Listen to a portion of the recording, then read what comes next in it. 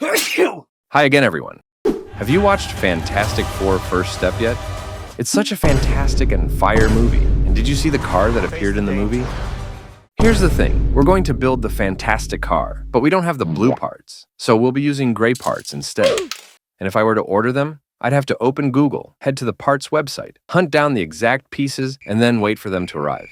By then, Galactus would have already returned to the universe. So, if you have blue parts available, go ahead and use the blue parts, folks. Check out my other creations and my second channel specialized for digital builds, kosbrick Digital. Please consider to subscribe and give it a like, and thank you if you have. Let me know in the comment if you have any suggestion. Without further ado, let's build. Special thanks to channel members and Patreon supporters.